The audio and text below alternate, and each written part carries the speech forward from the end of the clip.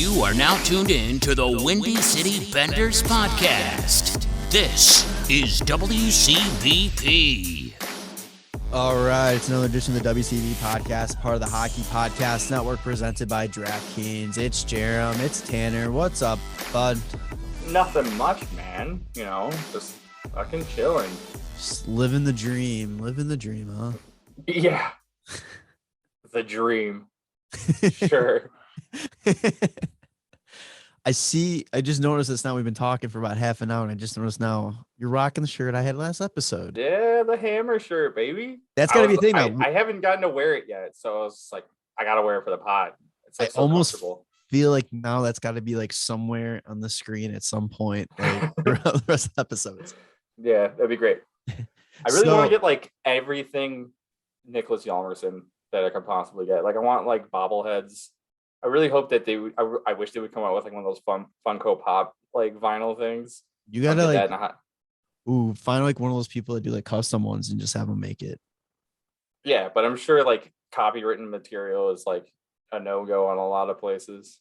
I don't know. Maybe I'll get a picture of Nicholas Hjalmarsson on my card, on my debit card. Oh yeah, they probably deny that one too. Tanner was getting a new debit card, and he sends me a text. He's like, "What do you think of this?" And it was the original podcast logo, and I was like, "That's fucking awesome!" And I was extremely jealous of it. And then he just informs me that he got denied because he doesn't own the copyright to it, and he needs permission from the creator or the image holder. So I guess I'm not giving it to you because you denied me. Yeah. They were like, "We know who this is. We're gonna contact Jerem and see if he's okay with it." And then you were like, "Fuck no. I can't have it. Tanner can't have it. No." Yeah. Against them, I thought you got a dumb bank. Yeah. What's even dumber is you work for the bank and you couldn't even get it approved. Yeah, I know, right? But all right, so yeah, we were also doing our little pre-show talk, and there's not a lot to talk about in Hawks talk. We are at the end of the season. Hawks have been crunch time, playoffs, baby. Let's make it Hawks. Long eliminated. They just, all intensive purposes, it seems like they just have given up. Which, listening to their post-game conferences, they say they're not. They say they're still trying, but the on-ice product tells a different story. So we're just kind of scraping at the barrel here, trying to think of some stuff to talk about for the Blackhawks. So I guess we could just start with some quick milestones that happened over the past couple games since we last recorded. Do you want to take away those? Yeah, Pat Foley retired. Pat.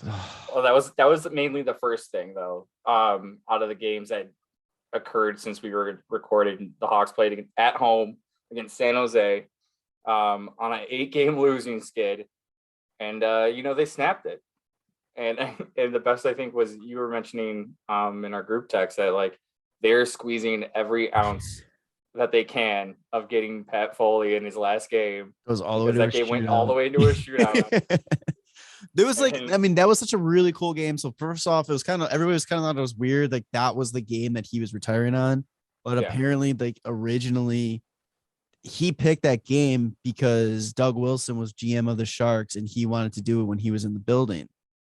So they targeted that game. And then unfortunately, Doug Wilson had to step down for health issues as the GM of the San Jose Sharks. So he unfortunately wasn't there. But overall, I think like it was extremely well done of a ceremony and send off. Like I honestly, the best ceremony I think I've seen in a long time. The Blackhawks have done. I think it's a great part. I'm really glad that they ended up winning as well, especially in the fashion that it happened in the shootout and everything.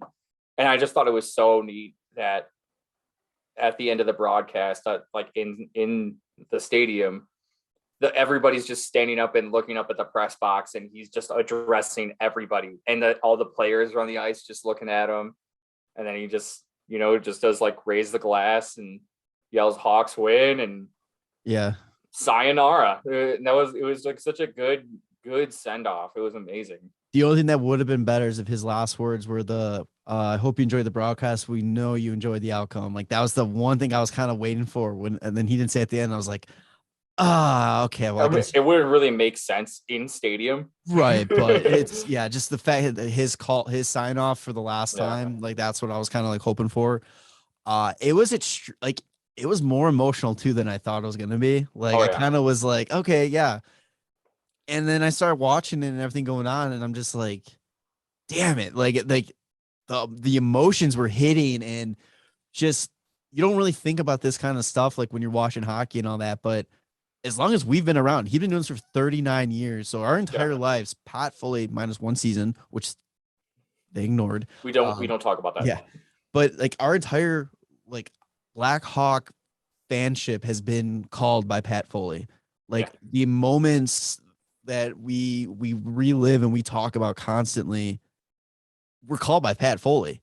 Mm-hmm. And it's like it's really weird. Like I fell in love with this game. I fell in love with this team to Pat Foley's voice. Like he is like probably the closest thing associated to this team than the team. You know what I mean? Like right. Yeah, I mean, because he's outlasted plenty of careers that have happened with the Hawks and like coaches and GMs and all sorts of other things. And like he's always been like the constant. Yeah. So it's I didn't really like register with me until like the ceremony was happening and he's giving his speech, and he held up way better than I thought. I thought I thought he was gonna be a little bit more of an emotional wreck doing it too, but he's just an absolute professional. They had like videos of like people throughout, like Darren Pang, Joe Buck, which I guess got a huge boo in arena. Boats was saying, which is hilarious. I guess. Like what's the hate on Joe Buck for? I don't understand it. Yeah, but the Bob Verdi. His was the funniest ever. He's like, all right, Pat, this is a thing they call a golf ball, and you better get used to it really quick. Like just doing the whole comedy like retire thing. But yeah, it was awesome. A great send off. Like you said, I'm glad they were able to win. He told, like, they were telling a story, or he was saying how he asked Patrick Kane for a spinorama in that game that night. And Kane goes and not only does it, he absolutely breaks Menga's ankles. Yeah. Oh my God. It was just absolutely perfect. Yeah. I don't think it could have. Plus there was like the little salute. Like at one point, it looked like he kind of did, where he just kind of pointed up to the press box. Oh yeah, Eddie called that out. Yeah, pointed that out to him. Like yeah, like you said, there just was not a better way for that game to end and that career to end and go out on. They did a great job with that. Gotta love it. Gotta love it. Yes. So some of the other milestones that I mentioned earlier. Against Nashville. DeBrincat got his 300th point, which is amazing. He's not a big deal. Very good. Very good. So good. And you'll get into that more in a little bit here. Oh, yeah, absolutely. And then in that same game, Lucas Reichel got his first point, which is pretty great. He got an assist on Dominic Kubelik's goal. And they end up losing. It's just really funny to me in this 11-game span that they've had. They got the one win on Pat Foley night, and that's all we needed. That's all we needed. Yeah, they can go 0 for 6 the rest of the way. Yeah, basically. I'd rather have them win because, if they could not give up a top 2, like top 5, like if they get third overall, like because I don't think they can drop so low. I have the points up. Yeah, and that just reminded me of something we were talking about. They could. I mean, if they don't win a game, they could honestly. I don't know, man. They might be. Yeah, they could come in like 30th if Seattle and Philadelphia win a few more, like at least 3 games for Seattle and 2 games in like an overtime loss for Philadelphia, and that puts them above us. Yeah, so this is something we talked about last episode, and you just talking about the draft pick like re-clicked it in my head. Mm-hmm. We're talking about which year do we want to have that top pick? Do we want it this year? Do we want it next year? And you said you would rather have it next year for Connor Bedard. And I'm like, oh yeah. Then a stat came out this past week. He's played 62 games, and this is his 16-year-old season. Yep. In 62 games, he has 51 goals and 100 points. Connor McDavid in his 16-year season, 56 games, 28 goals, 99 points. Yeah, kid's good. So I mean, McDavid's still a pretty good playmaker. I think that's all. Well, McDavid was also carried a lot by Dylan Strome and Alex DeBrincat. So that is true. Yeah. But yeah, so with that stat in mind, I kind of hope we get next year, because I think goal scoring is what this team needs. Give up this year's pick. And 100%. That's why I'm saying I really hope the Hawks end up winning more games before the season ends. So it's not as hurtful as losing a top 5 pick. If it's like 6 or 7, it hurts a lot less than a top 5, even though it's gonna suck. I think, and what I really hope too.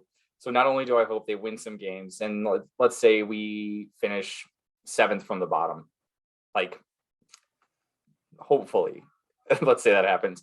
Then I hope whoever is like 8 to 14, I hope 2 of those teams win the fucking draft lottery, so that we go from 7 to 9, and then we're losing a 9th overall pick.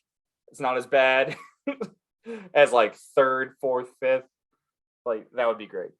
Well, look at their schedule coming up. I guess we'll get into this now. Like the last 6 games, as of this recording, they have 6 games to play. They're playing the Coyotes tonight. But yeah, look at their schedule. They're playing 2 teams that are really still fighting for position, even a playoff spot. You got the Kings tomorrow, or tonight, depending when this goes live, and then they got Vegas next week, who hilarious. I really hope Vegas misses the playoffs. Yeah. But then you then you're looking at, you got Arizona, San Jose again, you got Philadelphia, you got Buffalo. So you got realistically 4 teams that have nothing to play for. A team we just beat in San Jose. Team we probably should beat in Philadelphia and Buffalo. A team that we got slightly embarrassed by in Buffalo because they came back on us and fucking scored in the worst fashion to win a game. Yeah. So, I mean, it's and Arizona, who we should win, but I mean, we're in the same league because our team's not good and neither are they. Oh, they're in dead last right now, Arizona. Arizona is? Yeah, Montreal jumped them. Yeah, Martin St. Louis saved that team's season. Yeah. Okay. Okay, so then one of the things, other than those like milestones. Oh, and Alex Regula, first career goal against Calgary on Monday. Yes, Alec Regula. Yeah, I mean, it was kind of funny too because he's been looking pretty good. He's looking more comfortable, like getting a little bit more in the offense. And then that one, he just kind of threw it at the net, and it went off the post, off of Markstrom's back, and then in the net. And I was like, oh, that had to tip something. And it's like, nope, he just completely whiffed on the glove. He just came across and just like missed it, and then just off the pipe, off his back and in. And I was like, can't draw it up anymore. Like he even said that he was asked about his first career goal in the post game conference. He goes, "Yeah, I owe Markstrom a steak dinner for that one." I like it. I like it a lot. One of the things that, like, now that the season's kind of ending, and we've been seeing like how, like who played really well, who didn't really meet expectations. I think one of the things that I really was looking into was just like recently with DeBrincat, one, he hasn't scored a goal since April 1st, which I really hope changes tonight because he's been sitting at 38 goals for the last 2 weeks. 39. He's one away from you. You said 40 goals. You said 90 points this year. He is very close to reaching one of those. And this is where it gets to where I think it's frustrating because it's like I could have called this in a way. In the beginning of the season, the team was bad. DeBrincat was literally the only one scoring. So I broke it up into the first half of the season and what's been since. Oh, this is what I was getting at too. The reason I was looking into this is because I really feel that out of nowhere, DeBrincat just has like 34 assists. And it felt like 2 weeks ago, he was at like 12. So it's because at the beginning of the season, literally fucking no one was scoring besides him. He had 24 goals in the first 41 games, and the Hawks as a whole only scored 96. So if he wasn't scoring, I don't know where the pucks were, who was, because there was like no production anywhere. Nobody was even close to him in goals. I think at one point Hagel was in second and he had like fucking 12. Yeah, it was really low. So that's when he had only 9 assists, and for the first half of the season, it's like, why can't he get assists? It's because nobody can fucking put the puck in the net. Well, in the second half of the season so far, in 35 games, he's got 15 goals and 25 assists. So if he were to keep that kind of pace, where, I mean, if he's over a point per game in the second half of the season, and he's got 6 games left, so he could honestly finish at 46, 47 points in that second half of the season. You just take that, multiply that by 2. If he has the same first half of the season, boom, fucking 90 points right there, bud. And it drives me crazy because I'm just like, he could have been exactly what I was predicting. And it's just, he had a much better. So smart. Yeah, I know, right? It would be like the only good thing that I fucking called out. But because nobody could fucking help him score in the first half of the season. Also, I mean, the first 10, 11 games when we have Colleton behind the bench and the Hawks can't do a fucking thing. Like, I just hope this doesn't occur next year where it takes the team all the way until March to get clicking, because that's in the beginning of March when Kane, DeBrincat, and Strome were taking over, and they had 15 fucking points each in like 6 games. Like, yeah, wasn't there like something like 40 something points on that line in like 6 games or something like that? Yeah, it was insane. And it's just like, if we can get that kind of stuff without having to go through like injuries and just people playing inconsistent, and it's just, that would be great. But now I don't know how likely that's going to happen. We have no idea who the goalie is going to be next year. I don't even know what the plan is for the offseason, but the coach is going to be. I still am saying DeBrincat's literally a 90-point fucking guy at least, and I think that's pretty easy to see if you just look at his second half. And I really hope he gets 40, because I'm sure he's probably just like fucking losing his mind that he can't get a goal.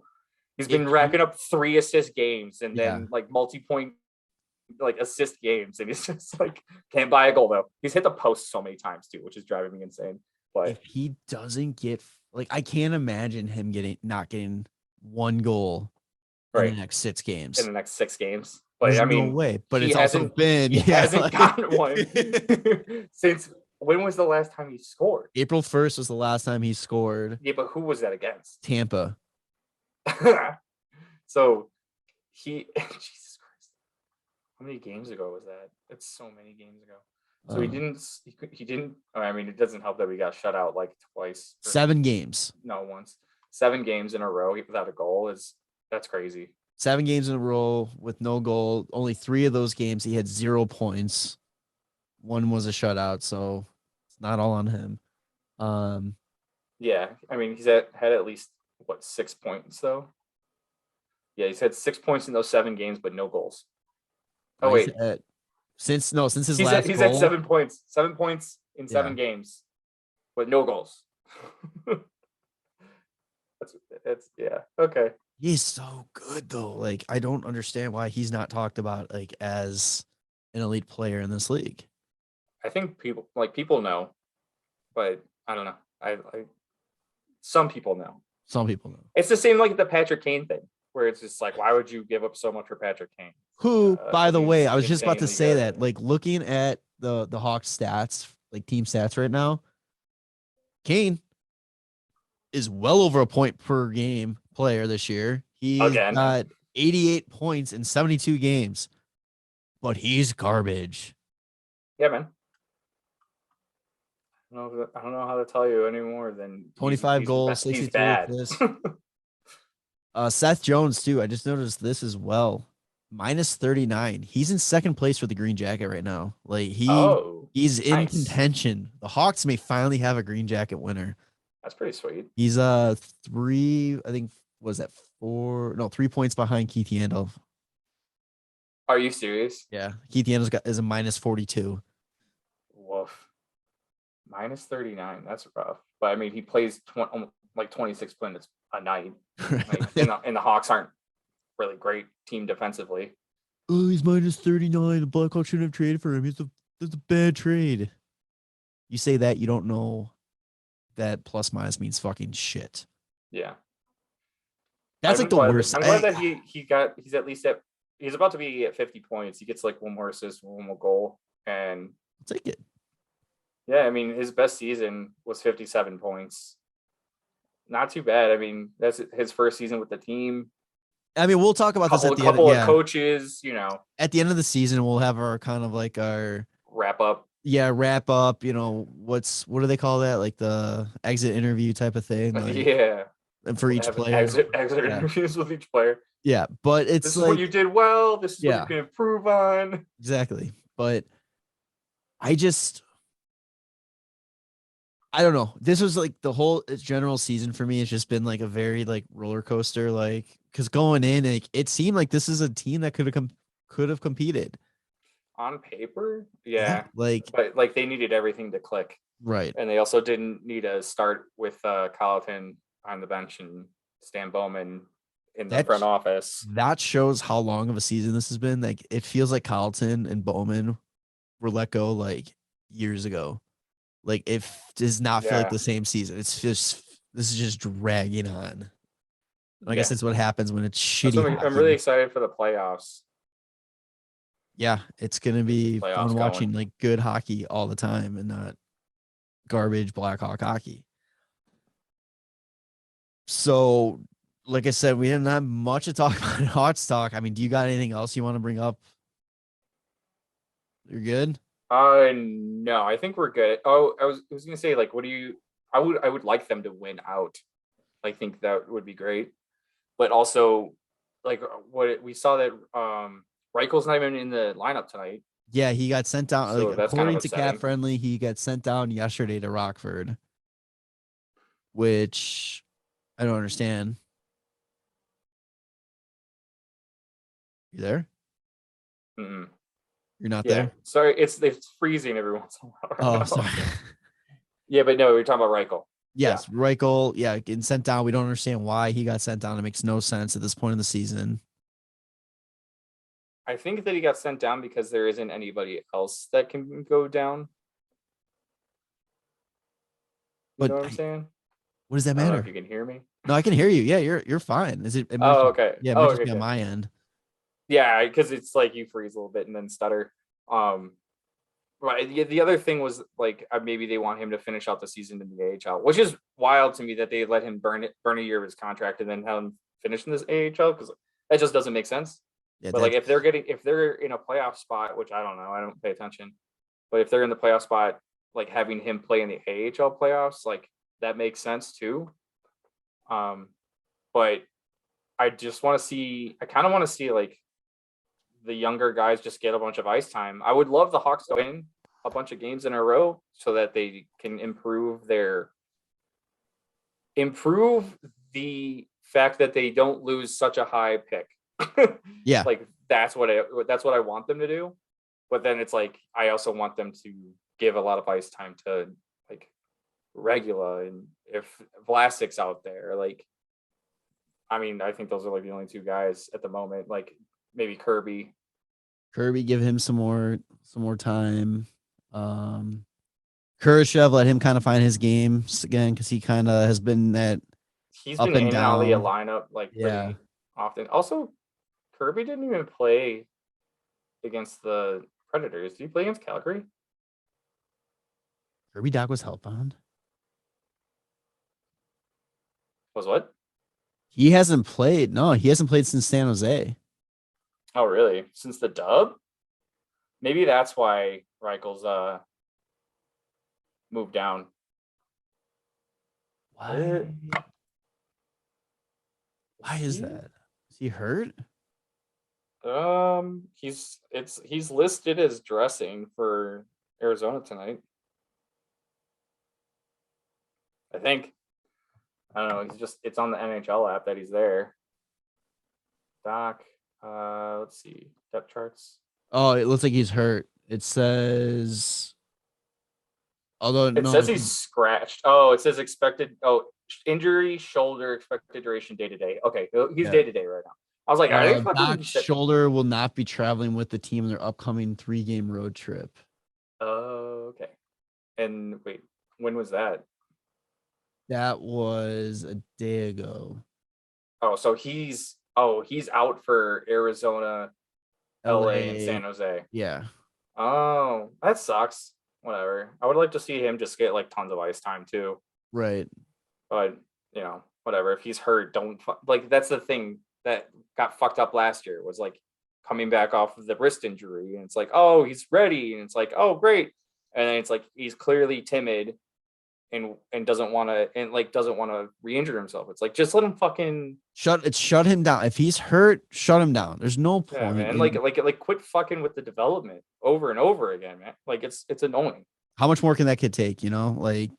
Just let him be. If his shoulder, it's not worth it. It's especially like in a lost season. This is not like we're a point out of the playoff spot. Like, right. Just shut him down, let him relax.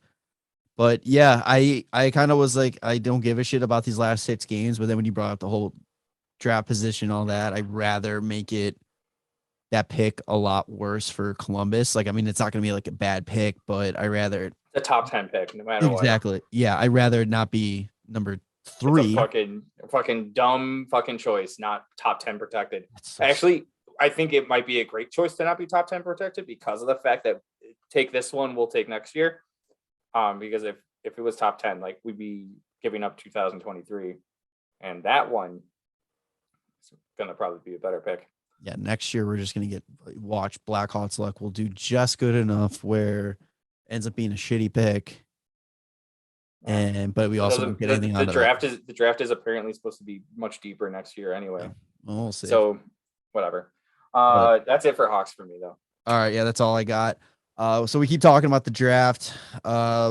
We will know the draft order at least for the eliminated teams come May 10th, as they announced today that the draft lottery is set for May 10th. So it's going to be interesting to see. It's always fun to watch, and I know for a fact I'm going to be watching it, forgetting that we traded our first pick or that first round. So I'm going to like be watching like, oh shit, the Hawks are still up there. They're still there. They can still get it. Hawks pick number 3. Fuck. Yeah. Whatever. They can't lottery 3, just so you know. They can't? No, because it's top 2. It's only top 2. Lottery is only for top 2. I keep forgetting they changed it. Yeah. Isn't it kind of dumb? Yeah.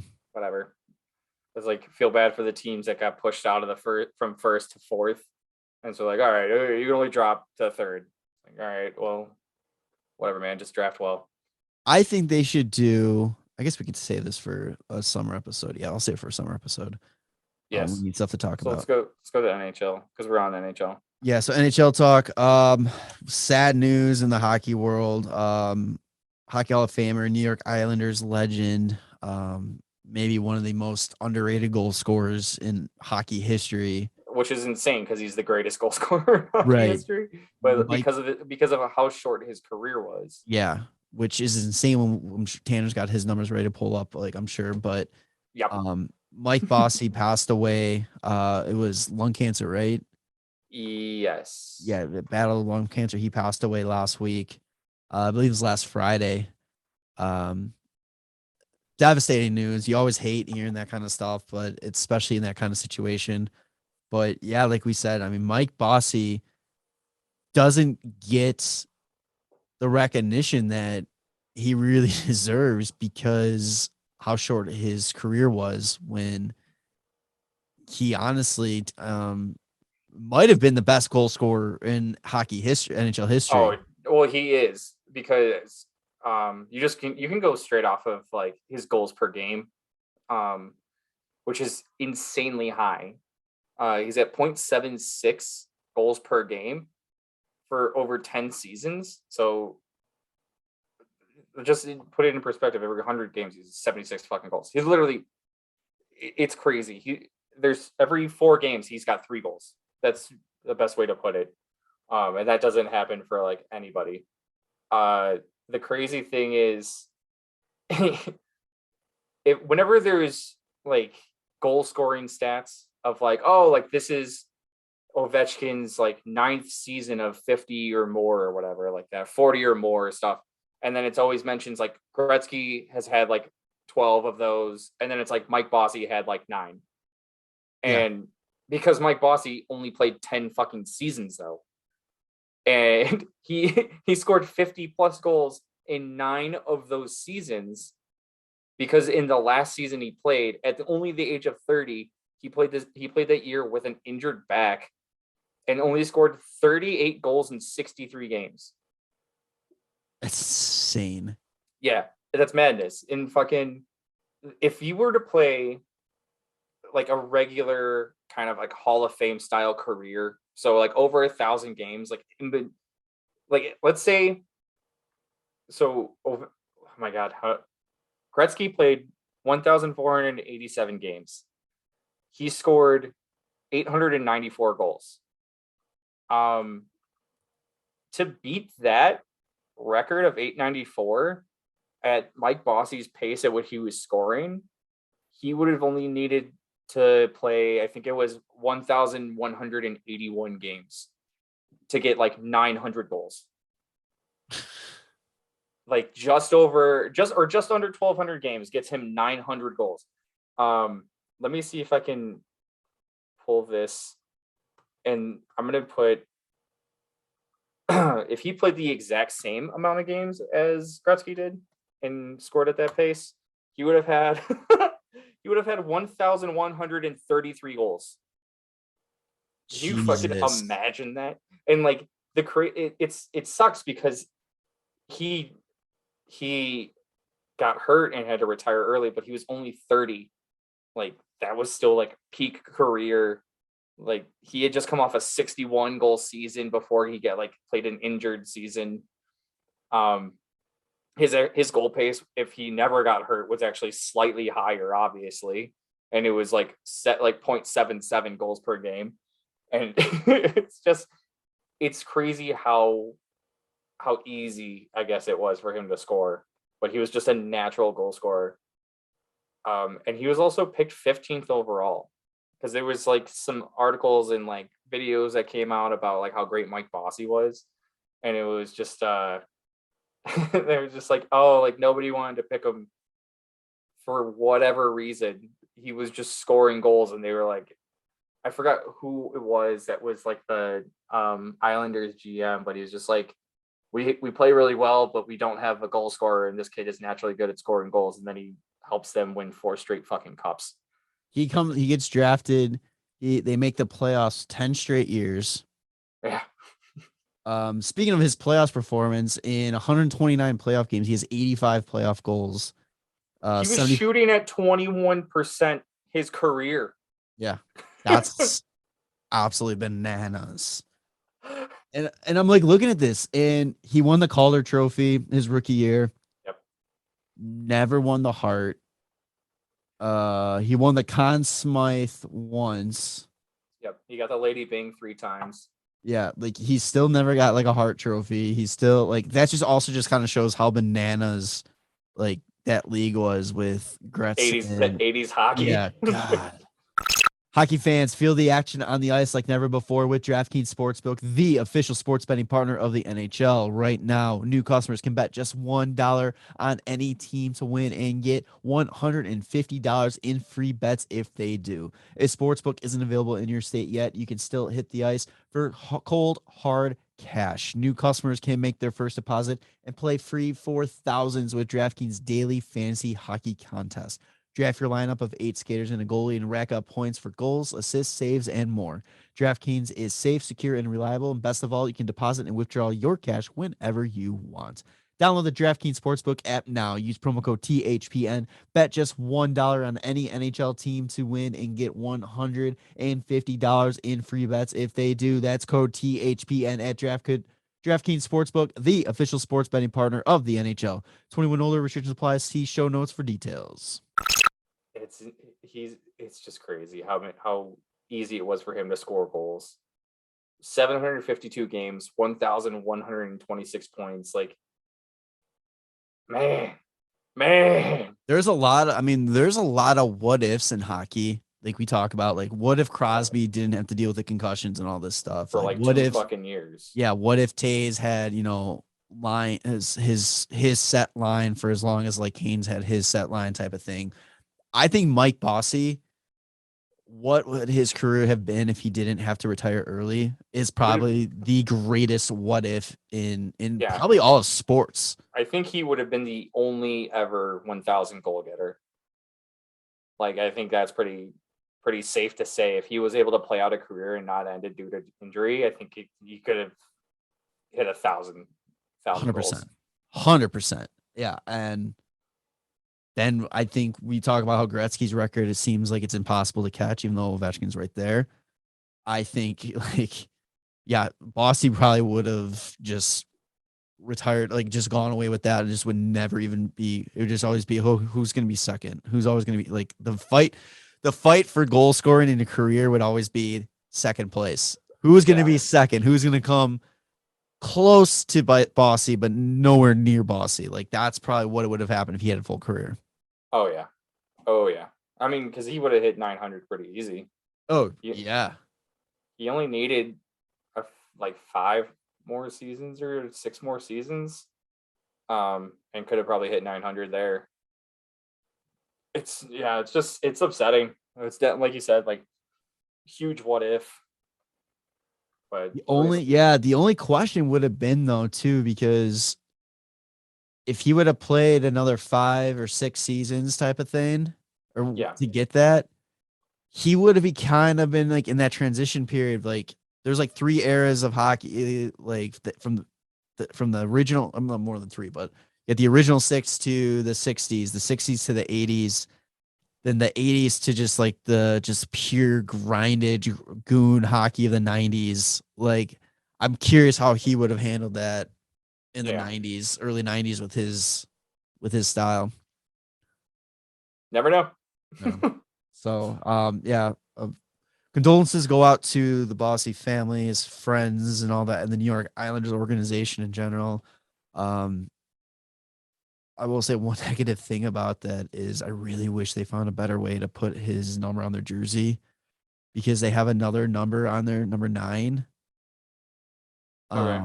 And they literally have like the number 9 in the normal spot you put a jersey, like on the corner of the jersey. Yeah. They put Bossy like kitty corner underneath it. Oh, it weird. just looks so out of place. Islanders fucking something up. Like, I get it. It's like a quick thing, but I'm like, come on, you could. The dude deserves better. Like, yeah, right. Honor him better. Like, oh yeah, he's here too. Yeah, be better. Yeah. All right. So since we last recorded, the Eastern Conference playoff field has been set. We know all 8 teams that are going to be competing. Real quick, we'll run through that list. You have Carolina, the Rangers, Pittsburgh. I don't know why I said the Rangers and the cities for everybody else. Because Florida, Islanders. Yeah, Florida, Toronto, Tampa, Boston, and Washington. So that makes up your Eastern Conference playoff field. Really quick before we get into more about this, I just wanted to pull up who we said at the beginning of the season. Hey, the Eastern Conference, and we both picked the same. We were super original. We took the same picks. We took Boston, Florida, Tampa, Toronto. Perfect there. Yep. We took Carolina, Washington. Mm-hmm. Let's go. Yep. And then we took the Islanders and the Flyers. Oh, yeah. because the Flyers are supposed to make it every other year. Yeah. But apparently they decided that streak is over. Yeah. And then the Islanders, they just got the really shitty pull this year. I mean, they started this season on like a 20-game fucking road trip. Dude, it was nuts. Like, I don't even. Plus, their team got hit with COVID. Really, yeah. And they were having to play games. Like, they just honestly, like, they were the last team eliminated too in the Eastern Conference. So they were still clawing their way back with so many fucking setbacks this year, and I feel bad for them because Eastern Conference Finals last 2 years, and then this year just shit on so hard. And like the most difficult fucking season to come back from.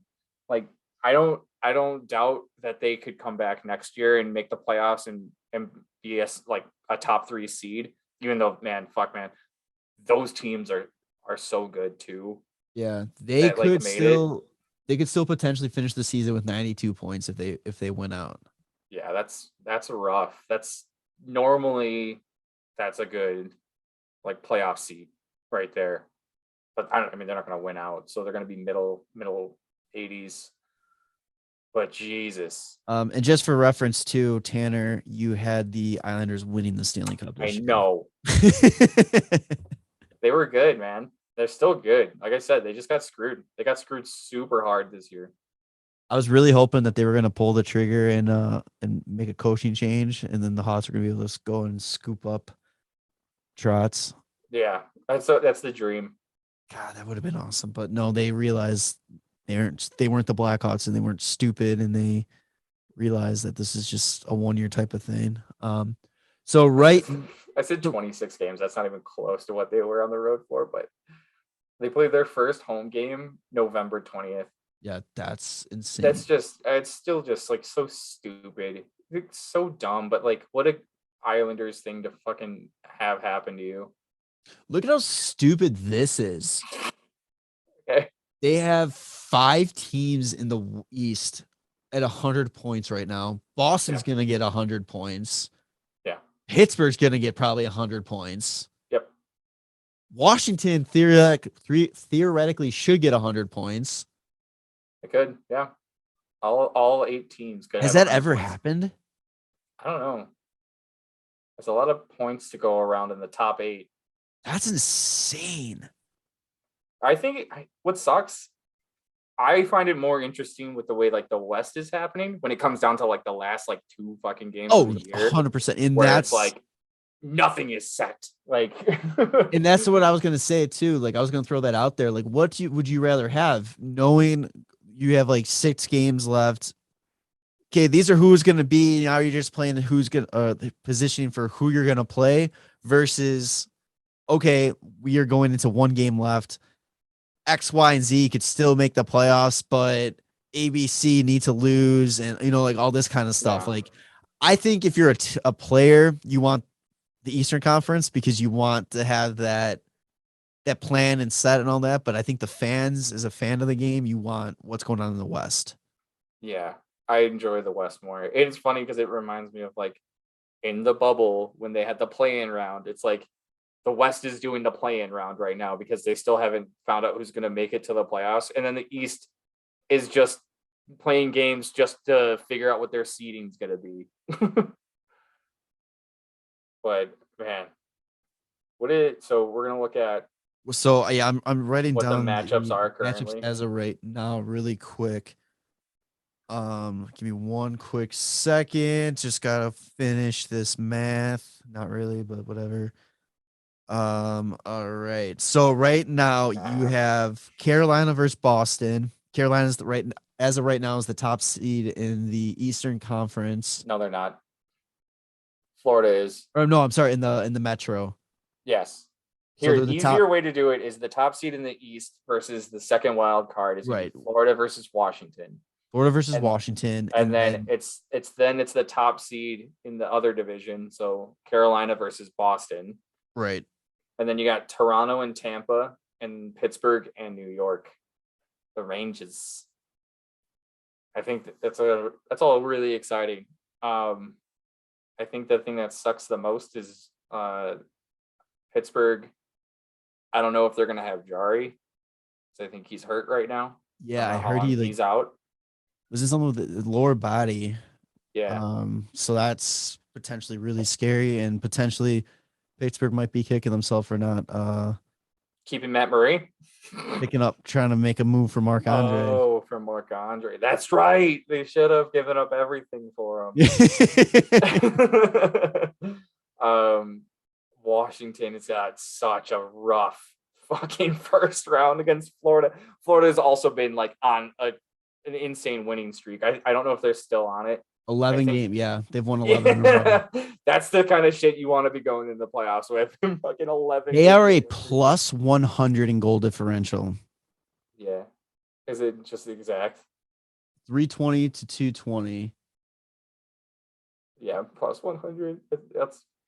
They're 10-0 in their last 11 winning streak. That's crazy. They've only lost 6 games at home this whole year. Yeah, you don't want to play in the Rats Den. I don't know what they call it. I just remember when they used to throw the rats on the ice. Yeah. Who was it that hit in the net? There was a goalie that hit in the net during it. I don't know, but that's definitely a classic goalie maneuver. Yeah, but yeah, whoever picked Florida, to win the Stanley Cup is looking pretty smart right now. but I digress. So Washington, if there had to be a team that I'm just happy to be here, I think it's got to be Washington. I mean, but technically they could move up. Yeah, they technically could move up. But what I was also going to say is, though, they still have Stanley Cup champion experience on that team. Yeah. And it's crazy how much movement there actually could be within like at least just the Metropolitan, because the Rangers and Carolina actually have the same amount of points. Yeah. If the Carolina just has the regulation overtime wins, and then Washington's only a point behind Pittsburgh. So it's funny because they could technically swap like all those positions. It could finish with like Rangers in first and Washington in third. And then you have Pittsburgh versus Florida, which Florida would eat them alive if they don't have Tristan Jarry in that. Yeah, and then you would have Rangers versus Boston. Yeah. But even Boston can move up. It could be Rangers versus Tampa. Oh, then pray for Rangers. I don't know. I think like with Wacia Sturkin's playing, he's got 3 shutouts in the last 2 weeks. That's true. He's a madman this season. Got like a 9.35 save percentage and like under a 2.3 like goals against average. He's in the Hart conversation, and I think it's rightfully so that he is. He's just playing amazing. And the craziest thing to me about this is he's played less than 100 games in the NHL, and like 50 of them come from this year. And he's just this good. Yeah. And I thought it was insane when they signed him to the contract that they did, because everybody was like, why would you give him so much money? Like, he's only played 30 or 34 to like 40 games. And it's like, well, he fucking really, really showed up. And it's it's one of those things you take the chance. It's the high risk, high reward type of situation with that contract he signed. And it's the first year in a 4-year deal where he's only at like a 5.66. That's oof. If he wins the Hart and he like stays consistent for the next 3 years, he's getting that Carey Price money. I tell you what. He's got the Vezina probably locked up. Oh yeah. He only played 47 games in his career before this year, and he's got 51 this year. He's actually at a 2.0 goals against average this season. God. 9.36 save percentage. 51 games. That's insane. He's crazy. That's insanity. I love it. And that's the type of shit that wins you fucking playoffs, is having the guy in net. If he can continue this year that he's having, can you imagine if them versus Tampa, a playoff Vasilevsky versus the season that Shesterkin's having, there's going to be no fucking goal scored in that series. Go to game they're seven. Gonna be game 7, all like 1-0 game. 6 games, 6 or 7 game 7, 6 goals in the previous games, all 1-0. Just like you were saying, like that's gonna be all quadruple overtimes. Yeah, no, it's gonna honestly be like whoever just gets so extremely tired first in like the 6th overtime of the previous game, like 6 games. Right, I got 2 questions about the Eastern Conference I want to ask you. One, just because of the run Florida's on, is it their conference to win, like to represent the East in the Stanley Cup, or yes? And is there any concern about experience with this team, or is it just the hot hand that they've been playing this year is going to be good enough to really? I think that they might end up making it to just like Eastern Conference Finals and kind of have that like 2009 Hawks thing, where it's like you got the young guys that are just firing in all cylinders, and you got every piece in place, but you just don't have like the ticket's not stamped yet, and it's just kind of like they're gonna get that heartbreak in the Eastern Conference Final, and then next year just destroy the league and then win it all. Yeah, I was talking to our buddy Rossi, who, as we mentioned before, writes for the Florida Panthers on hockeybuzz.com. And we were talking about just the comparisons between this Florida team and the Blackhawks and their dynasty era. And it is very eerily similar, like in that type of sense with that. I really want Florida to win this year, just so Jumbo Joe can just take a nap. I keep forgetting that he's on that team. Yeah, is he contributing? I probably not, but let the man get his cup so he can just retire already. Has he played enough games to like be on the cup? I think so. Let's see. Also, I think one of the greater things about them too is that they're not doing like the Tampa or like Vegas thing where they're hiding money in injury reserve. I guess. No, they're doing it straight up. Yeah, they have Aaron Ekblad injured, but that's a legitimate injury that they're even concerned that he's even going to be ready for playoffs. I heard. So fucking good, man. I wish he would just be able to stay healthy for a full season. He's just so fucking good. I forgot what I was getting at. Looking at Joe Thornton. Oh, Joe Thornton. Yeah. He's played 30 games. 30 games, 5 goals, 4 assists. That's solid. That's a guy. But you know what? Even if he didn't play enough games, dude, that's the guy you petition. Like, if there's any example of somebody you petition to put on the cup, Joe Thornton is that guy. Yeah. Surprised they didn't sign Patty Marlowe too. Oh, I know, right? Like, just to do it. Just because. Huberdeau, man, 111 points. Wow. Yeah, is he in first or is he tied? Let's see. They're having first. Yeah, he is. Yeah, by one. Oh, did you see that Johnny Gaudreau is the first player in a decade to score, I think, 85 plus points? 85 even points. Strength. Yeah.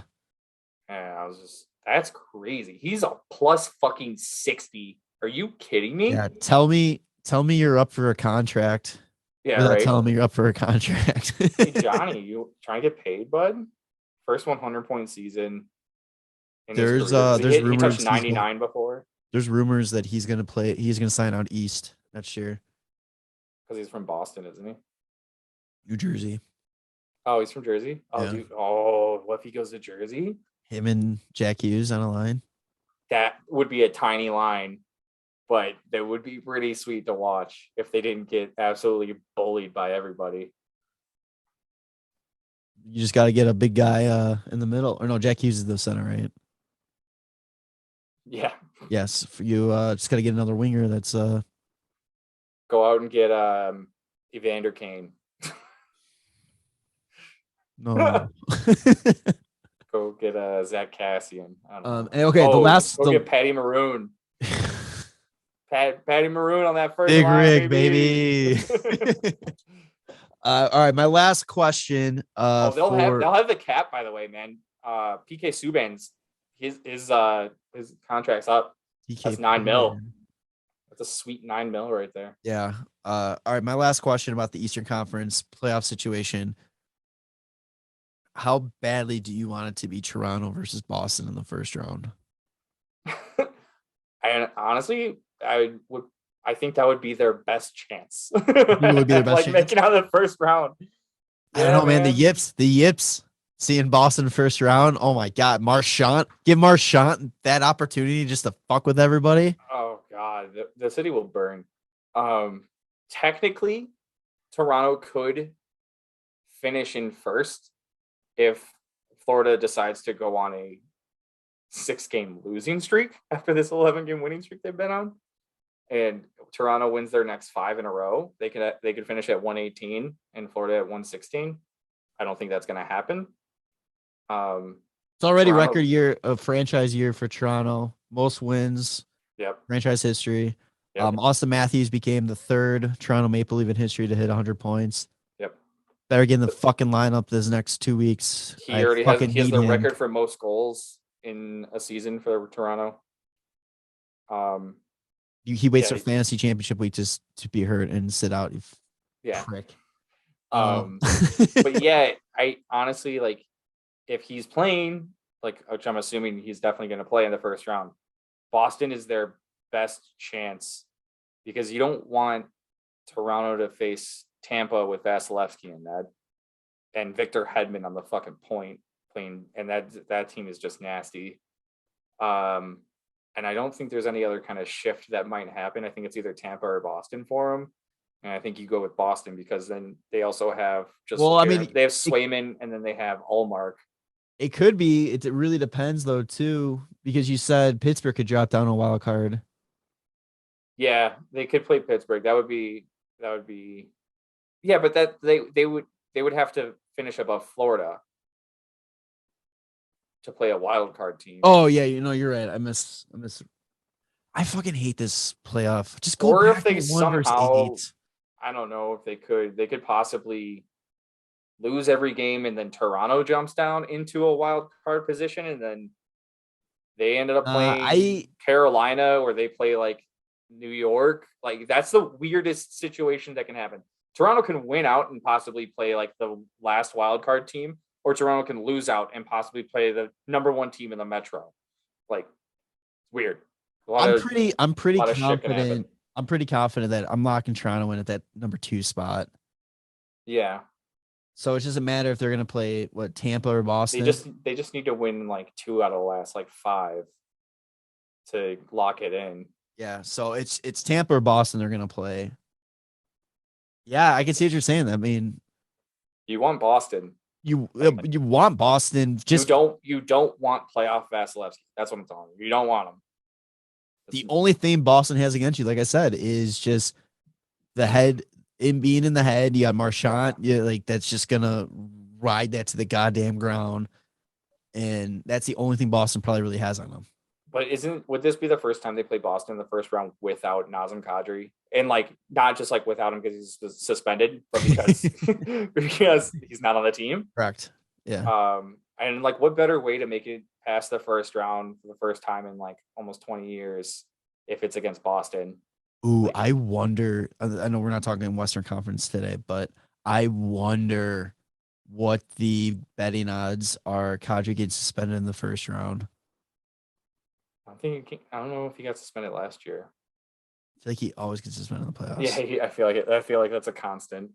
Toronto out in 7. Death, taxes, and Kadri suspended in the first round of the playoffs. I know Scheifele was. Yeah, shit. All right.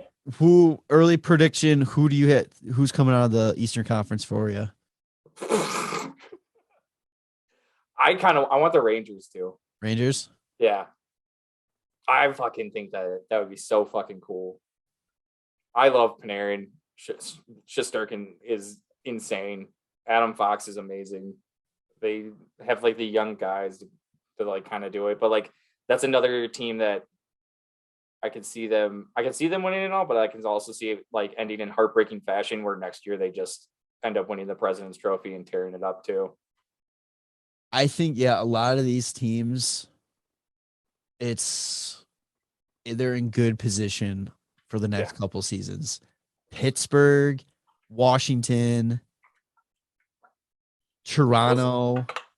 Well, Pittsburgh and Washington they're a little bit more on the older side. That's what I'm saying. Like those three teams right there. Maybe Toronto's like almost out of their window.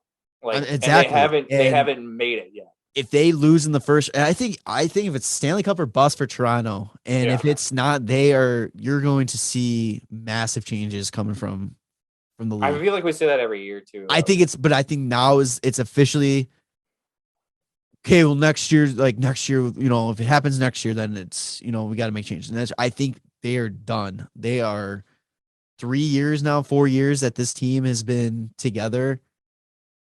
And they still have shit to show for it. Plugging in the pieces that you think are going to help out. I think if they lose if they don't win the Stanley Cup, Dubas is gone. Where are they at in their contract situation? I think the big ones are signed pretty long still. Yeah. Well, damn. They still have 3 and 4 years 3 years or 2 years after this year with Matthews and Nylander. Like they are, and then 3 years with Marner and Tavares. They're such a rough spot. We got Morgan Riley signed for like 8 extra. Yeah, I just don't know if you still don't make it out of the first round. Like you can't keep just trying to fit a square peg in a round hole. Yeah. You know? It's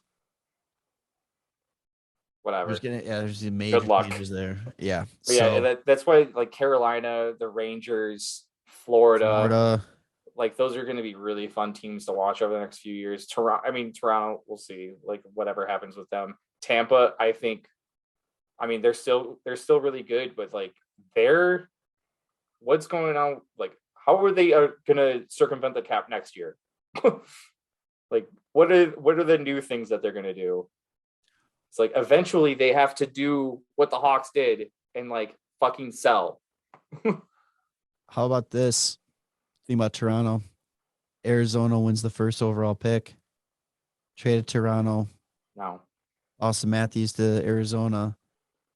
Gives them their fucking reason to keep in Actually, the goddamn team. I would trade it first for Austin Matthews if they would just take one.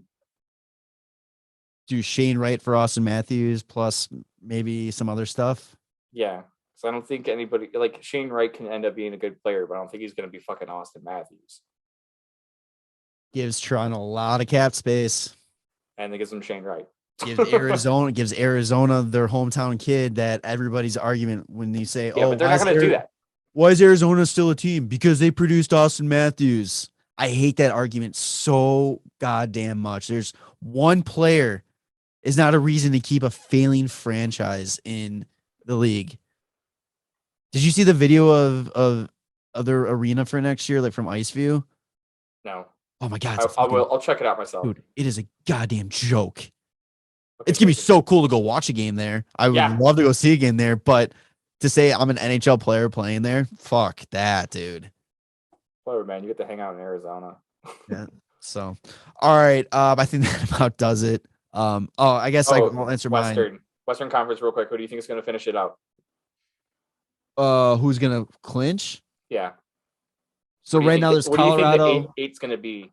So Colorado, Minnesota, St. Louis, Calgary have clinched already. Calgary can actually clinch the Pacific Division today if Edmonton loses. But